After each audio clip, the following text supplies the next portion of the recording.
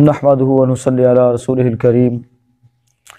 आज का मौजू है नमाज का इख्तिताम। सैयदना अब्दुल्लाह बिन मसऊद रज़ी अल्लाह तआला अन्हु रिवायत करते हैं कि रसूलुल्लाह सल्लल्लाहु अलैहि वसल्लम जब तशहुद मुकम्मल कर लेते थे, तशहुद मुकम्मल कर लेते, और मुकम्मल करने से मुराद लंबी लंबी दुआएं मांग कर, ये जो दुआएं तीन हमने पढ़ी हैं, इसके अलावा भी और दुआएं अल्लाह के रसूल सल्लल्लाहु अलैहि वसल्लम मांगा करते थे। और आप सल्लल्लाहु अलैहि वसल्लम तो हर मौके पर ही दुआएं कसरत के साथ करते थे। यहाँ तक कि सहाबा किराम सजदे की हालत में यानी इतना लंबा सजदा अल्लाह के नबी सल्लल्लाहु अलैहि वसल्लम का हो जाता था, और सबसे ज़्यादा दुआएं करते थे ना सजदे के अंदर, कि सहाबा ये गुमान करते कि अल्लाह के रसूल सल्लल्लाहु अलैहि वसल्लम सजदे से सर उठाना भूल गए हैं, सजदे से सर उठाना भूल गए हैं। इसी तरह से फिर जब बैठते थे तो सहाबा गुमान करते थे कि अब सजदे में जाना भूल गए हैं, ठीक है। और बाज़ औक़ात अगर कोई ख़ास मौके की नमाज़ पढ़ी है तो उसमें इतना लंबा सजदा भी अल्लाह के रसूल सल्लल्लाहु अलैहि वसल्लम ने किया कि सहाबा किराम ये सोचने पर मजबूर हो गए कि खुदा न खास्ता रूह परवाज़ ही ना कर गई हो, यानी इतना लंबा सजदा भी अल्लाह के रसूल सल्लल्लाहु अलैहि वसल्लम से। तो हमारा तो बस सिर्फ वही सुबहान रब्बियल आला और सुबहान रब्बियल अज़ीम पर चल रहे थे। तो अब कुछ थोड़ी इम्प्रूवमेंट की है, और भी अभी बहुत गुंजाइश है इसमें और भी बहुत गुंजाइश है। हिस्नुल मुस्लिम मैंने पहले भी रिकमेंड की है कि आप हिस्नुल मुस्लिम लें और उसमें से दुआएं याद करें, एक दुआ, दो दुआ, तीन दुआ, चार, जिस तरह से हम मुहतरम भाइयों दुनियावी एतबार से जो है वो इम्प्रूवमेंट के कायल हैं और एक ही जैसी शक्ल और एक ही ऐसी हालत में रहना पसंद नहीं करते, तो दीन के मामले में भी भाइयों इम्प्रूवमेंट की ज़रूरत है। और ये इम्प्रूवमेंट से मुराद ये नहीं कि कोई हम नई कोई चीज़ ले आएँ, बिदअत कोई ले आएँ, नहीं, वो चीज़ जो मसनून है ऑलरेडी पहले से मौजूद है, सिर्फ हमारी नज़रों से ओझल है, हमने उसको अपनाया नहीं है, बस उसको अपनाने की कोशिश करें। तो नमाज के इख्तिताम के हवाले से अल्लाह के नबी सल्लल्लाहु अलैहि वसल्लम जब खूब दुआएं कर लेते थे ना, खूब दुआएं कर लेते, उसके बाद अपनी दाएं तरफ सलाम फेरते थे तो कहते थे अस्सलामु अलैकुम व रहमतुल्लाह, अस्सलामु अलैकुम व रहमतुल्लाह, और बाएं तरफ सलाम फेरते तो कहते अस्सलामु अलैकुम व रहमतुल्लाह। ये रिवायत मुहतरम भाइयों सुनन अबी दाऊद शरीफ में है, जामे तिर्मिज़ी के अंदर है, इब्ने हिब्बान ने से सही कहा है। और इसी तरह से सैयदना वाइल बिन हुजर रज़ी अल्लाह तआला अन्हु से रिवायत है कि मैंने रसूलुल्लाह सल्लल्लाहु अलैहि वसल्लम के साथ नमाज पढ़ी, आपने दाएं तरफ सलाम फेरते हुए कहा अस्सलामु अलैकुम व रहमतुल्लाहि व बरकातुहू, ठीक है, ये अल्फाज भी मौजूद हैं। और इसी तरह से बाएं तरफ सलाम फेरते हुए फरमाया अस्सलामु अलैकुम व रहमतुल्लाह, यानी बाएं तरफ सिर्फ व रहमतुल्लाह का, बरकातुहू नहीं कहा, ठीक है। लेकिन ये जो अल्फाज हैं ये हैं मुहतरम भाइयों सुनन अबी दाऊद के अंदर भी हैं, इसी तरह से इब्ने हिब्बान के अंदर भी मौजूद हैं, और इब्ने हिब्बान ने भी इसको सही कहा है, बुलूगुल मराम के अंदर भी ये अल्फाज मौजूद हैं। बहरहाल ज़्यादातर जो कह लें कि इत्तिफाक है वो अस्सलामु अलैकुम व रहमतुल्लाहि के ऊपर है, दोनों तरफ जो है वो यही कहा जाएगा। और इसी तरह से बाज़ जगहों पर जैसा कि जनाजे में अल्लाह के रसूल सल्लल्लाहु अलैहि वसल्लम से सिर्फ एक तरफ भी सलाम करना वो कह लें कि मनकूल है, सिर्फ एक तरफ, यानी दाएं तरफ ही सलाम फेर दिया जाता है और उसके बाद नमाज मुकम्मल हो जाती है। तो वो नमाज कौन सी है? फ़र्ज़ कफ़ाया जनाजा। तो बहरहाल ये नमाज का इख्तिताम है। इसके साथ ही हम चंद और चीज़ें जो हैं जो ज़रूरी मसाइल हैं उनको भी इंशाल्लाह आज ही देखेंगे। पहले नंबर पर मुहतरम भाई इसमें यह है कि अगर बंदा नमाज पढ़ रहा हो तो कोई मूज़ी चीज़ अगर आगे आ जाए तो वो उसको तलफ़ कर सकता है, मार सकता है, इसकी इजाज़त मौजूद है। और दूसरे नंबर पर जो चीज़ है कि अगर आप पीछे अकेले रह गए हैं तो आगे आना चाहते हैं, या इसी तरह से आप दो बंदे नमाज जमात करवा रहे हैं तो तीसरा बंदा भी शामिल हो गया है, तो इमाम को अगर आगे जगह है तो इमाम को आगे कर दिया जाए, और अगर आगे जगह नहीं है तो जो मुक्तदी है वो पीछे चला जाएगा, जो आने वाला है वो उसको पीछे खींच लेगा। तो इस तरह की इतनी सी जो हरकत है, इससे ना तो नमाज बातिल होती है ना नमाज ख़राब होती है, इसकी बाकायदा तौर पर इजाज़त मौजूद है। कौन कौन सी चीज़ों की? मूसी जानवर आ गया, हाँ जी, उसको ख़त्म करना है, मारना है, सांप है, बिच्छू है, तो इसी तरह से कोई और मूजी जानवर होना चाहिए।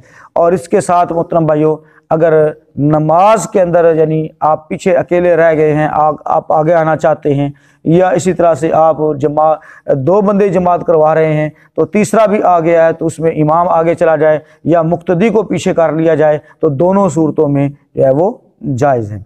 इसके साथ एक और चीज़ कि अगर कोई बिल्कुल छोटा बच्चा है और उसको उठा लिया गया है या वो रो रहा है, तो उसको उठा लेने से भी नमाज बातिल नहीं होती। प्यारे पैगम्बर जनाब मोहम्मद रसूलुल्लाह सल्लल्लाहु अलैहि वसल्लम जो है सजदे में जाते थे। इमाम हसन और इमाम हुसैन रज़ियल्लाहु ताला अन्हुमा ये आपकी पुश्त पर सवार हो जाते थे। अल्लाह के नबी सल्लल्लाहु अलैहि वसल्लम सजदा बाज़ औक़ात तवील कर देते, बाज़ औक़ात बैठे हुए ये आप पर सवार हो जाते, तो आप सल्लल्लाहु अलैहि वसल्लम खड़े हो जाते, ये ऊपर बैठे ही रहते थे। और इसी तरह से आप सल्लल्लाहु अलैहि वसल्लम की नवासी थी उमामा, तो अल्लाह के रसूल सल्लल्लाहु अलैहि वसल्लम उसको भी अपने कंधों पर उठाकर नमाज पढ़ लेते थे। तो ये जो बच्चों के साथ शफ़क़त का मामला है, इसको भी मद्देनज़र रखना चाहिए। फिर अल्लाह के नबी सल्लल्लाहु अलैहि वसल्लम ने नमाज की ख़राबी का जिक्र करते हुए फरमाया कि नमाज की ख़राबी यह है कि नमाज में बंदा इधर उधर देखे, और इधर उधर देखने में आँख के कोनों का जिक्र किया अल्लाह के नबी सल्लल्लाहु अलैहि वसल्लम ने कि आँख के कोनों से इधर उधर देखता है। तो फरमाया ये बंदा जो आँख के कोनों से इधर उधर देखता है, ये शैतान का हिस्सा है। नमाज में से शैतान अपना हिस्सा निकाल लेता है, उचक लेता है उसे। और अल्लाह के नबी सल्लल्लाहु अलैहि वसल्लम ने नमाज में पहलू पर हाथ रखने से मना फरमाया। पहलू पर हाथ रखने जिमें टाक तेरे बंदा नहीं हाथ रख लेना इस तरीके ना, है जी, इससे हाथ रखने से मना फरमाया। नमाज के अंदर बाअदब तरीके से खड़ा होना है। इसी तरह से जमाई है, इसको हत्तुल मकदूर यानी जो हम मुंह खोलते हैं जिन्हों बासी आखने हैं, इससे अल्लाह के रसूल सल्लल्लाहु अलैहि वसल्लम ने मना फरमाया। इसको हत्तुल मकदूर नमाज में रोकने की कोशिश करनी चाहिए। और छींक जो है, छींक को भी रोकने की कोशिश करें। छींक आ जाए तो उस पर अल्हम्दुलिल्लाह कहें, आप जिस भी हालत के अंदर मौजूद हैं, रुकू में हैं, सजदे में हैं, क़ियाम में हैं, तशहुद में हैं, तो अल्हम्दुलिल्लाह आपने ज़रूर कहनी। और इसके साथ नमाज में निगाह का जो मसला है, ये भी बड़ा अहम मसला है। नमाज में निगाह, नज़र कहाँ रखनी है हमने, तो उसके लिए मोहतरम भाइयों, पहले कुछ लोग जो है वो जब हाथ बांधते हैं ना, तो आंखें ऊपर उठा लेते हैं। तो ऊपर तो उठाने से बिल्कुल मना किया गया है। अल्लाह के रसूल सल्लल्लाहु अलैहि वसल्लम ने फरमाया कि उन लोगों को हालत जो नमाज में अपनी आँखों को आसमान की तरफ नज़र को उठाते हैं, इस बात से डर जाना चाहिए कहीं अल्लाह ताला उनको नबीना ही ना कर दे। अल्लाह ताला उनको नबीना ही न कर दे जो बार बार आसमान की तरफ।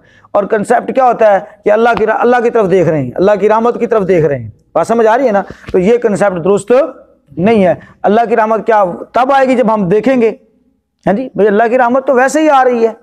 अल्लाह की रहमत के साथ ही बंदा मस्जिद के अंदर आया है ना, अपनी ताकत के साथ तो नहीं मस्जिद के अंदर आया। तो अल्लाह की रहमत की तरफ देखना इस तरह से नहीं देखना, वैसे हर हाल के अंदर अल्लाह की रहमत की तरफ बंदा देखे। तो नज़र को जो है आसमानों की तरफ उठाना ये तो जायज़ नहीं है। अब नज़र रखनी कहाँ है, तो मोहतरम भाई उसके लिए नमाज में जो सजदे की जगह है ना, सजदे की जगह, उस जगह पर अपनी नज़र को रखा जाए। सजदे की जगह, उस जगह पर नज़र को रखा जाए, ना उससे ज़्यादा आगे, ना उससे दाएं, ना उससे पीछे, ना उससे बाएं। तो ये है नमाज में नज़र का मसला। और इसके साथ मोहतरम भाइयों एक मसला ये भी है कि अगर नमाज में बंदे को खंगार वगैरह आ गया या ज़ुकाम लगा हुआ है, तो ऐसे में क्या करे, तो अपने साथ कोई कपड़ा वगैरह रख ले, उसके साथ अपने मुंह की सफाई कर ले, नाक की सफाई कर ले। और इसी तरह से जब मस्जिदें कच्ची होती थी तो उस वक़्त अल्लाह के रसूल सल्लल्लाहु अलैहि वसल्लम ने बाएं पाँव के नीचे मट्टी के ऊपर थूकने की भी इजाज़त दी थी, लेकिन ये उस शक्ल में है जब कि मस्जिद क्या हो, कच्ची हो। तो अब सूरत हाल वो नहीं है, तो इसका बेहतरीन हल टिश्यू पेपर है और कपड़ा वगैरह है।